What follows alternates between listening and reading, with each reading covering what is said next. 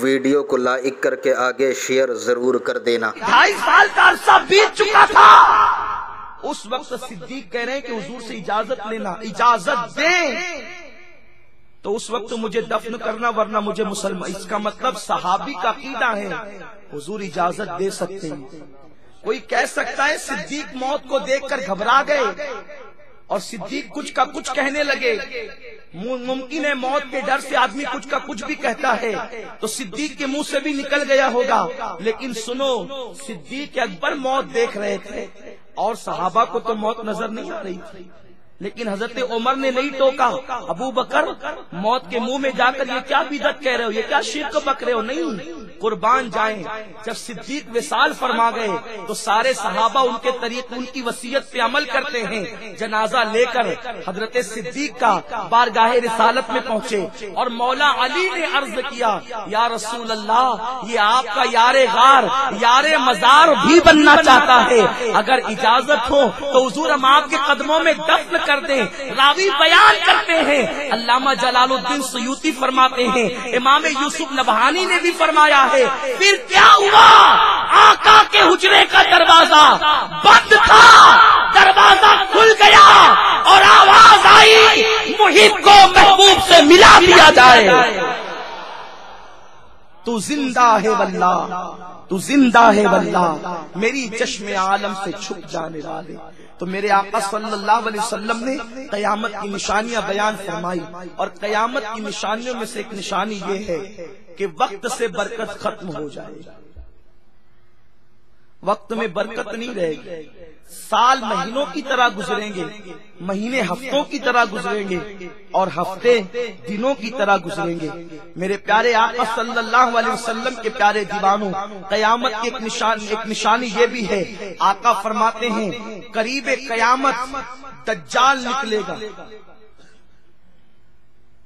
دجال پر گفتگو انشاءاللہ کسی موقع پہ ہوگی۔ قریب قیامت آقا فرماتے ہیں ایک جانور نکلے گا جس کا نام دابت الارض ہوگا، اور اس کے ہاتھ میں حضرت موسیٰ علیہ السلام کا عصا ہوگا، اور اس کے ہاتھ میں حضرت سلیمان علیہ السلام کی انگوٹھی ہوگی۔ تو جس وقت وہ کافروں کو دیکھے گا تو حضرت سلیمان علیہ السلام کی انگوٹھی سے پیشانی پر نشان لگا دے گا، کالا نشان، کہ یہ کافر ہے، منافق ہے۔ اور مومن کو دیکھے گا تو مومن کے ہاتھوں پر ایک نورانی نشان لگا دے گا، یہ وہ جانور ہے۔ وہ جانور نکلنے کے بعد خدا جانے کب نکلے گا تو ضرور، لیکن اس کے نکلنے سے پہلے لوگوں نے جو ہے اپنی پیشانیوں کو پہلے سیاہ کر کے شاید اس کے کام کو آسان کر دیا ہے۔ یہ بھی قیامت کی نشانیوں میں سے ایک نشانی ہے۔ تفسیر ساوی میں علامہ ساوی رحمت اللہ علیہ لکھتے ہیں کہ جو بندہ سجدوں کا نشان اپنی پیشانی پر اس لیے بنائے تاکہ لوگوں کو دکھائے اور ریاکاری کرے، اس بندے کو اللہ دشمن کی حد تک برا جانتا ہے۔ یہ قیامت کی نشانیوں میں سے ایک نشانی ہے۔ میرے پیارے آقا صلی اللہ علیہ وسلم کے پیارے دیوانوں، اس لیے قیامت کی نشانیوں پہ غور کرو۔ آقا کریم صلی اللہ علیہ وسلم فرماتے ہیں قیامت کے دن حدود عرفات اور منا کے اندر ہریالی ہوگی۔ قیامت کے قریب عرفات و منا کی حدود میں ہریالی ہوگی۔ آج آپ جا کر دیکھیں، جب صحابہ سے میرے آقا کہہ رہے تھے تو صحابہ کو تعجب تھا، حضور یہاں ہریالی کیسے ہو سکتی ہے؟ لیکن آقا نے فرمایا تو یقین کر لیا۔ جب عرفات کے میدان میں جاؤ تو دیکھو کہ وہاں پر نیم کے درخت لگے ہیں، وہاں پر پودے لگ رہے ہیں، ہریالی ہی ہریالی ہو رہی ہے۔ گویا کہ میرے آقا مصطفیٰ کریم صلی اللہ علیہ وسلم جو ہے وہ پہلے ہی ساری سروے رپورٹ پیش کر چکے، لیکن آج امت کی نگاہ اس پر نہیں ہے۔ آقا فرماتے ہیں قیامت کی نشانیوں میں سے ایک نشانی یہ ہے، عورتیں کپڑے پہن کر بھی ننگی رہے گی۔ صحابہ نے عرض کیا حضور یہ کیسے ہو سکتا ہے؟ آقا فرماتے مطلب یہ ہے اتنے پتلے اور اتنے باریک لباس پہنے گی کہ کپڑے پہننے کے بعد بھی ان کا جسم نظر آئے گا۔ اللہ اکبر! آج ایک بھائی اپنی بہن کے جسم پہ پتلے لباس دیکھ کر بھائی کو شرم نہیں آتی، بیوی کو بغیر دوپٹے کے دیکھ کر شوہر کو شرم نہیں آتی، بیٹی کو پارکوں میں بے پردہ گھومتا دیکھ کر باپ کو شرم نہیں آتی۔ گویا کہ نہ باپ منع کرنا چاہتا ہے، نہ شوہر منع کرنا چاہتا ہے، نہ بھائی منع کرنا چاہتا ہے۔ آج ماحول بالکل الٹ ہو گیا ہے۔ آج کے لوگ کہتے ہیں یہ مولوی لوگ جو ہے وہ 1400 سال پرانی باتیں کرتے ہیں، حالانکہ آج تو ترقی کا دور ہے، آج تو جو ہے وہ ٹیکنالوجی کا دور ہے، اور آج تو جدید دور ہے، آج تو نیا دور ہے۔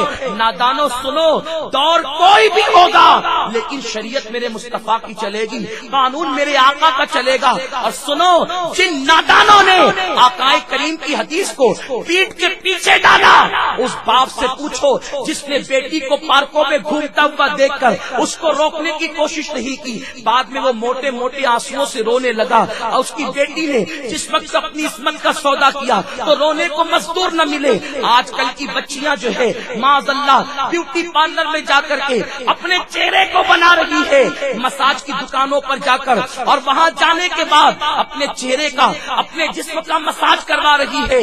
وہ جوان لڑکی جس کے بارے میں شریعت کا قانون یہ ہے، اگر بیٹی جوان ہو جائے تو ماں کے سامنے بھی وہ اپنے جسم کو کھول نہیں سکتی۔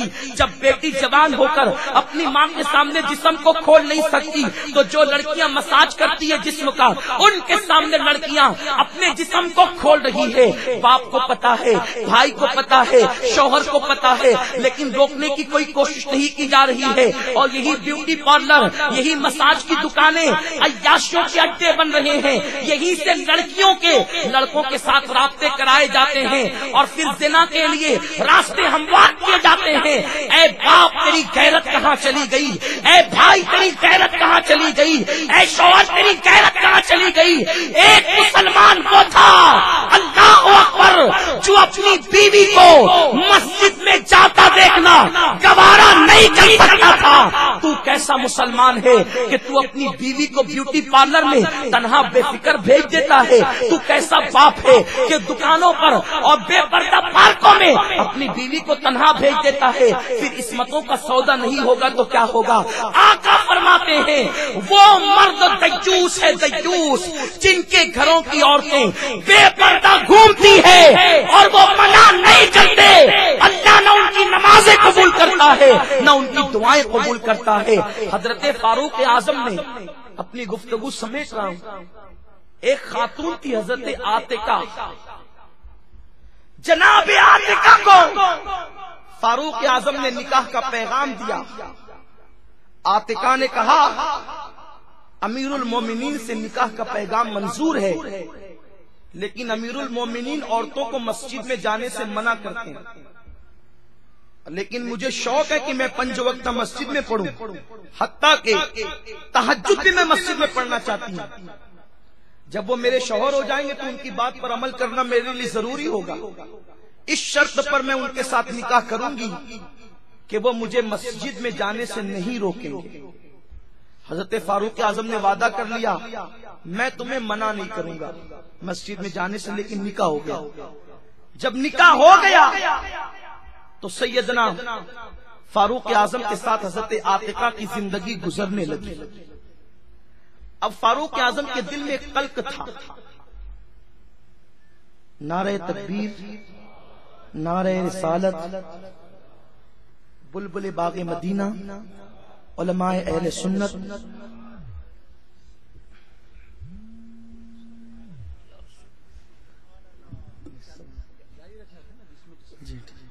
درود شریف پڑھیں۔ بس میں اپنی گفتگو سمیٹ رہا ہوں، مغرب کا وقت ہو چکا ہے۔ حضرت عاتقہ سے جب نکاح ہو گیا، سیدنا فاروق اعظم کے دل میں قلق ہے کہ میں اور عورتوں کو تو منع کرتا ہوں لیکن اپنی بیوی کو منع نہیں کر پا رہا ہوں، وعدہ جو کر لیا ہے۔ کہ حضرت فاروق اعظم کی عادت تھی جب عورتیں مسجد میں آتی تھی تو چھوٹی چھوٹی کنکریاں پھینک کر کے مارتے تھے، کہتے تھے مسجد سے باہر نکلو۔ اس پر بھی لوگ کہتے ہیں کہ حضور کے زمانے میں عورتیں مسجد میں آتی تھی، آج کیوں نہیں آ سکتی؟ آقا کریم صلی اللہ علیہ وسلم کی مقدس زوجہ محبوب رب العالمین ماں عائشہ صدیقہ کے پاس عورتیں شکایت لے کر گئی کہ حضور کے زمانے میں ہم مسجد میں آتے تھے اور آج عمر ہمیں روکتے ہیں۔ ماں عائشہ نے جواب دیا اگر آج حضور علیہ السلام بھی ظاہری حیات میں ہوتے تو آقا تم کو منع کر دیتے، کیونکہ حضور کے دور میں تم جیسی تھی تم آج ویسی نہیں۔ جو تمہاری حالت دیکھتے تو حضور بھی تمہیں منع کر دیتے. جو کام عمر کر رہے ہیں وہی کام جو ہے آقا کریم صلی اللہ علیہ وسلم بھی کرتے. حضرت عمر کو قلق ہے. فاروق اعظم کے دل میں ایک تکلیف ہے, میں اپنی بیوی کو منع نہیں کر پا رہا, لیکن وعدہ خلافی نہیں ہونی چاہیے, کیونکہ میں نے وعدہ جو کر لیا ہے. ایک دن فاروق اعظم اپنے حجرے سے نکلے اور کالا کمبل سر پہ ڈالا اور ایک درخت کے نیچے چھپ گئے. اور درخت کے نیچے چھپنے کے بعد جب جناب عاتقہ تہجد کے وقت گھر سے نکلی تو اچانک جلدی سے درخت کی اوٹ سے باہر آئے اور زوردار تماچا حضرت عاتقہ کے سر پہ مارا اور پھر کمبل کے اندر درخت کے پیچھے چھپ گئے. اندھیرا تھا. حضرت عاتقہ نے پڑھا انا للہ و انا الیہ راجعون اور بلند آواز سے کہتی, اے اللہ تیری اس بندی کو مسجد میں آنے کا بہت شوق ہے, لیکن اب فتنوں کا وقت آ گیا, اس لیے اب میں مسجد میں نہیں آ سکتی, کیونکہ مسجد میں جا کر نماز پڑھنے سے زیادہ مجھے میری حیا اور میری عزت عزیز ہے. یہ ویڈیو اگر اچھا لگا ہو تو لائک کر کے شیئر ضرور کر دینا.